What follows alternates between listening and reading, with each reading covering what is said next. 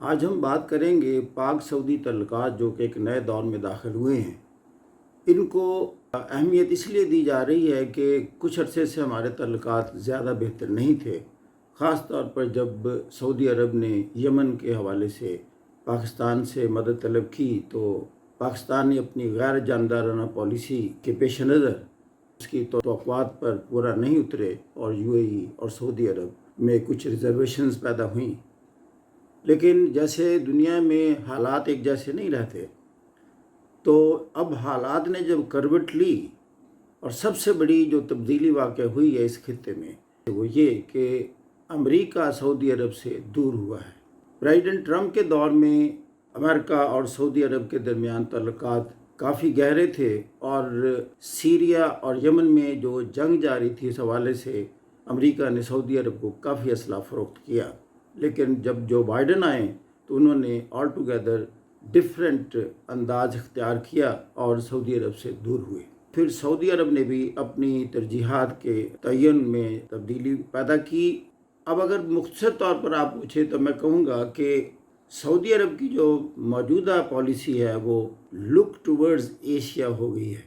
Asia میں جو important countries ہیں سعودی عرب کے حوالے سے وہ ہیں چائنا اور رشیا۔ عین امکان آپ کے آندہ اسلحہ بھی سعودی عرب چائنا اور رشیا سے خریدے، اور پاکستان وہ واحد ملک ہے جو کہ نہ صرف یہ کہ ایک اسلامی ملک کے حوالے سے اور ایک اسٹرانگ ڈیفینسو میکانزم کی وجہ سے، یہ بات ہمیں اس حوالے سے بھی محسوس ہوتی ہے کہ جب ہمارے chief of the army staff general Bajwa صاحب وہاں پہنچے تو انہوں نے خاص طور پر ذکر کیا کہ سعودی عرب کی ساورینٹی اور سالمیت اور اس کا دفاع ہم اپنی ذمہ داری سمجھتے ہیں۔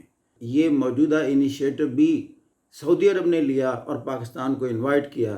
اس لیے آپ دیکھتے ہیں کہ کراؤن پرنس محمد بن سلمان خود ریسیو کرنے گئے پرائم منسٹر اور chief of the army staff کو۔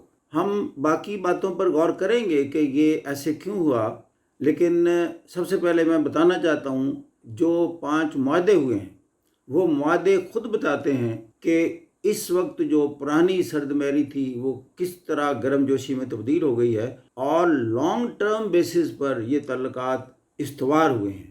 پہلا تو اس میں یہ ہے کہ ایک سعودی پاکستان سپریم کوآرڈینیشن کونسل کا قیام عمل میں آیا ہے۔ وہ اس لیے کہ یہ پرماننٹ بیسس پر تعلقات رکھنا چاہتے ہیں، ایک پرماننٹ کوآرڈینیشن کرنا چاہتے ہیں۔ دوسرا، خطے کے اندر ایک بڑا منصوبہ وہ سعودی عرب جاری کرنا چاہتا ہے جسے ہم کہتے ہیں ڈائیورسیفیکیشن آف انویسٹمنٹ۔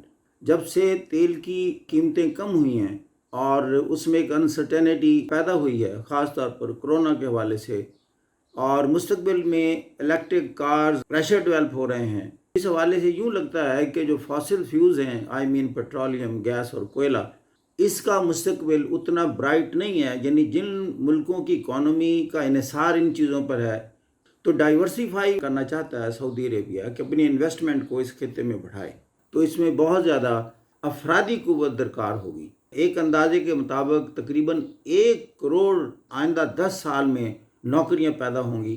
تو انہوں نے کہا کہ جس کا میجر چنک، جو میجر پارٹ ہے وہ پاکستان کو ہم دیں گے۔ اس وقت بھی تقریباً 26 لاکھ کے قریب پاکستانی سعودیہ میں کام کرتے ہیں۔ تیسرا، سعودی ڈیولپمنٹ فنڈ ہے $500 ملین سے، جس کی ابتدا ہوئی ہے اور پاکستان کو وہ دیے گئے ہیں، اور وہ پاکستان کا ایجوکیشن سسٹم، اس کا انفراسٹرکچر ڈیولپمنٹ کے لیے وہ استعمال ہوں گے۔ کرائم کنٹرول کے حوالے سے فیصلہ ہوا کہ جرائم کی بہکونی کی جائے، اور پھر دنیا کا بہت بڑا کنسرن ڈرگ کنٹرول ہے، یعنی انسداد منشیات، تو اس میں بھی پاکستان تعاون کرے گا۔ قیدیوں کی جلد رہائی کے بارے میں بھی بات ہوئی ہے۔ آخر میں یہ کہ شاہ سلمان کے نام پر ایک ماسک اسلام آباد میں بنانے کی بات ہوئی ہے۔ اب ہم بات کرتے ہیں کہ یہ جو اوورآل پولیٹیکل ڈائنامکس میں تبدیلی ہوئی ہے اس ایریا میں، اس میں یہ ہے کہ جیسے امریکہ کا آپ نے دیکھا کہ ٹرمپ کی پالیسی یہ تھی کہ آلریڈی جو کہ نیوکلیئر ڈیل ایران سے ہو چکی تھی وہ اس ڈیل سے بھی باہر چلے گئے، اور اب اس ڈیل کو ریوائیو کرنے کے لیے جو بائیڈن ایران کے ساتھ ڈائلاگ میں شامل ہیں، اور ہم امید کرتے ہیں کہ وہ ریوائیو ہو جائے گا اور تعلقات میں بہتری آئے گی، گویا کہ توازن قائم ہوگا۔ اور یہی توازن ہم دیکھ رہے ہیں کہ सऊदी अरेबिया जो कि ईरान के साथ बहुत ही बुरे तल्लुकात थे और इसके साथ कतर के साथ बहुत बुरे तल्लुकात थे, अब वो अपने इस पॉलिसी को रिविज़िट कर रहे हैं और ईरान और कतर के हवाले से एक सॉफ्ट कॉर्नर सऊदी अरब में डेवलप हुआ है। इसके साथ ही टर्की के साथ उनके तल्लुकात इतने अच्छे नहीं थे, अब टर्की के साथ भी तल्लुकात बेहतर हो रहे हैं और इन सारी चीज़ों में पाकिस्तान का एक रोल बनता है। वो ऐसे कि टर्की के साथ पाकिस्तान के अच्छे तल्लुकात हैं, ईरान के साथ स्पीकिंग टर्म्स हैं, इसी तरह हमारे कतर के साथ अच्छे तल्लुकात हैं। तो इन तीनों ममालिक को करीब लाने में पाकिस्तान एक बहुत बड़ा अच्छा रोल अदा कर सकता है। ख़ास तौर पर चाइना से पाकिस्तान के बहुत करीबी तल्लुकात और सी पैक की वजह से, इसलिए कि सऊदी अरब भी अब सी पैक का हिस्सा इस एंगल से बनना चाहता है कि सी पैक के, जैसे कि आप जानते हैं कि दो बड़े एरियाज़ हैं। एक तो चाइना इस कॉरिडोर की वजह से पेट्रोलियम गल्फ़ से, यानी सऊदी अरेबिया जिसमें शामिल है, उससे लेना चाहता है और लेता है ऑलरेडी। दूसरी अपना जो एक्सपोर्टेबल सरप्लस है उसको वो इन एरियाज़ में, इन इस रीजन में फ़रोख्त करता है। सऊदी अरेबिया ऑलरेडी चाइना की एक अच्छी मार्केट है, लेकिन इस कॉरिडोर सी पैक के ज़रिए वो उसकी तजारत और बढ़ेगी। तो गोया कि ये सारा खिताब चाइना फोकस बनता जा रहा है और भारत के साथ उसके तल्लुकात अगरचे अच्छे हैं लेकिन उतने ज़्यादा गहरे नहीं रहेंगे, इसलिए कि भारत के तल्लुकात चाइना के साथ उतने अच्छे नहीं हैं और उसके तल्लुकात भारत के अमेरिका के साथ ज़्यादा अच्छे हैं और अमेरिका से चूँकि सऊदी अरेबिया के तल्लुकात थोड़ा नीचे आ गए हैं, तो लिहाजा आप देख रहे हैं कि इस सारे का असर ये होगा कि सऊदी अरेबिया का जो फोकस है वो पाकिस्तान और चाइना की तरफ और उससे बियॉन्ड रशिया की तरफ होगा।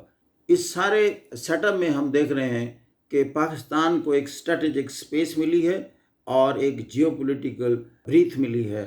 मैं समझता हूँ ये एक स्ट्रेटेजिक पार्टनरशिप है। ये सऊदी अरेबिया पाकिस्तान के दरमियान पहली स्ट्रेटेजिक पार्टनरशिप डेवलप हुई है।